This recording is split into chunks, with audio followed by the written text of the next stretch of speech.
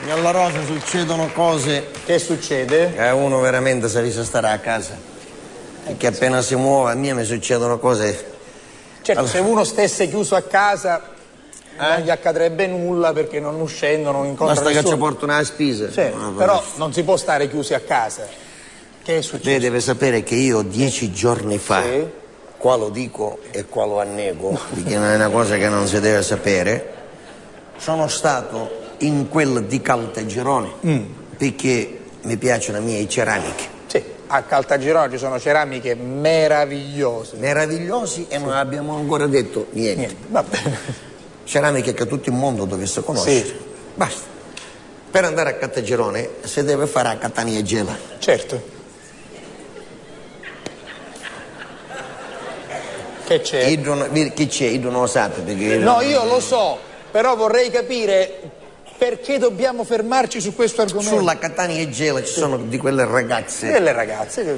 Cada quanto sole hanno picchiato sono neure proprio. Sì, abbronzatissime. Sì.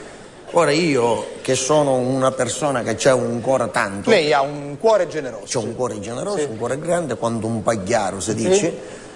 Tornandomene al paese, viste una di queste ragazze che mi domanda un passaggio. Non mi fermo? Sì. Che lei... c'hai io? A posto del cuore che hai una patata gigliata io? No, lei ha un cuore generoso. Che hai una quattara allineata? No. Chianto una frenata. Questa giustamente era vestita con queste minegonne. Va bene, era vestita così. Questa tutta truccata, tutta tinciuta, aveva una borsa in mano. Mi dice, ti ringrazio, mi dai il passaggio a Catania? Sì. Gioia. E chiana, io a Catania ieri. E poi devo andarmene al paese. Va bene. Ce lo giuro, signor La Rosa, se nella mia mente è passato un minuto, un pensiero che era una di quelle. Va bene, ma del Ce resto... lo giuro, signor La Rosa, se una volta ho cercato io un abboccamento che ci avvia l'amore, se vediamo sinistra. Lei era innocente. Signor La Rosa, mi ho comportato da gentiluomo io e da gentiluomo lei. Anzi, io ogni tanto mi abbiamo una tagliatura come per dire, ma che bocconcino che è chi? No! Che io lo capisco, signor La Rosa. Questo lo ha immaginato lei. Non lo so se la signorina lo ha pensato. Vabbè, comunque... Mi ci porto a Catania. Vi siete comportati bene entrambi? Entrambi, tutti e due. Sì. Appena arrivo a Catania, io per farla completa, allora una te accompagnare. Mi disse, mi puoi lasciare alla stazione? Sì. Va bene. Arrivo alla stazione che è proprio qua dietro. Certo. Scendo subito. C'era lo sportello. Voi lo sapete, un uomo quando rapu lo sportello da macchina. Che fa? Un uomo rapu lo sportello da macchina o quando la macchina è nuova o quando la femmina è nuova. Poi non rapo mai. Vabbè, certo, perché lei va a guardare. L'uomo è così. Io la dovrei già conoscere, però ogni tanto ho qualche dubbio. Vabbè, d'accordo. Mi precipito, apro lo sportello, questa si precipita che scende pure, mi dà la mano e mi dà 2 baci, uno qua e uno qua. Sì. Mi disse, ne ho visti cretini, ne ho visti gentiluomini come a te, mai. Si gira e me la vedi sparire dagli occhi. Basta. Acchiano da macchina, me ne acchiano al paese. Sì. 4 giorni dopo. Esattamente 4 giorni dopo. Non sogno di cresima, di domenica. Vabbè. Mia moglie si azzezzava tutta. Io che la tagliava. E io, mentre eravamo allo specchio, faceva, madre Letterio, ma non mi vedo bella. Sua moglie? Sì, mi vedo con le rughe, mi vedo sciupata. Sì. Mi vedo che hai borse sotto gli occhi. Mi vedo che a posto delle labbra hai una fessura. Sì. Mi vedo che hai minne calate. Fermo, piano. Mi vedo magari il culo scivolato. Sì. Mi vedo grossa. Ti prego, mi disse, dimmi qualche cosa di bello. Sì. A Talexis hai una bella vista.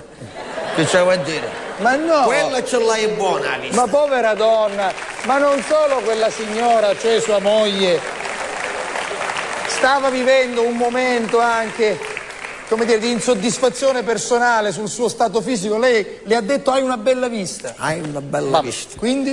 Basta, signor La Rosa. Scendiamo, io, mia moglie, mio cugino Alfio e sua moglie. Perché eravamo invitati a questa cresima.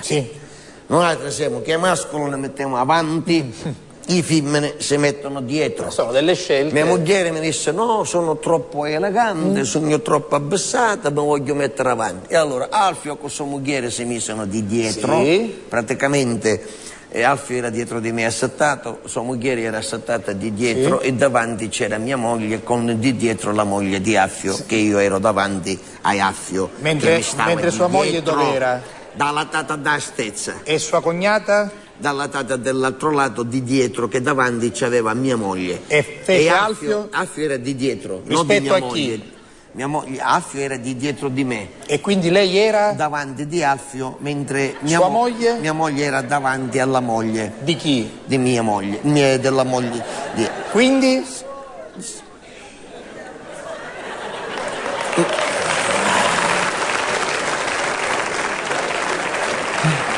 Piano piano. Allora, siete andati alla Cresima partendo in 4 con la macchina. Suo cugino Alfio dov'era? Di dietro. E sua moglie? Mia moglie è davanti. E la moglie di Alfio? Di dietro. E lei? Io ero davanti. A chi? Ad Alfio. Che invece si trovava? Di dietro con mia moglie davanti. Me ne posso ir a casa? No. La prego. No. Ognuno di noi sta facendo onestamente il proprio lavoro. Mario ha cantato, Veronica ha cantato, Desiree è qui con me. Lei deve raccontarci questa storia. Siete partiti in 4. Allora, dalla tata da stezza c'ero davanti io e di dietro Alfio. Bene. Dalla tata do sportello di destra c'era davanti mia moglie e davanti sua moglie. A chi? La sua moglie di Alfio. Sì. I erano di lato, erano così, tutti e due. Vicini. Sì. E facciamo un passo avanti. Sì. E così c'era io e mia moglie. Ho capito. È chiaro? Perfetto. L'abbiamo capito, perché sennò non partiamo più, signora, è ovvio. Se no restiamo fermi al paese tutta la sera. Vabbè, siete partiti? Che stai camminando, signor La Rosa. Sì. All'improvviso chianto una frenata, lei sa com'è il traffico. Sì. E ora mi rivolgo solo agli uomini presenti, a chi che ci hanno fatto i corni mugliere. Fermo! Non faccia di queste illazioni. No, tutto in negativa. Fermo!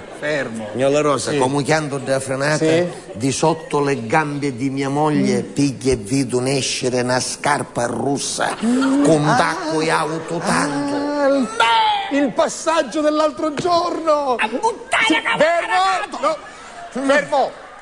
Lei ha dato un passaggio a una donna. Sicuramente da borsa ci aveva cascato da scarpa. Succede, bisogna stare attenti quando si fanno le cose strane. Il cuore mi cominciava a battere. Certo. Ma battevo, io dissi: ma perché mi batte il cuore? Forse perché sogno vivo?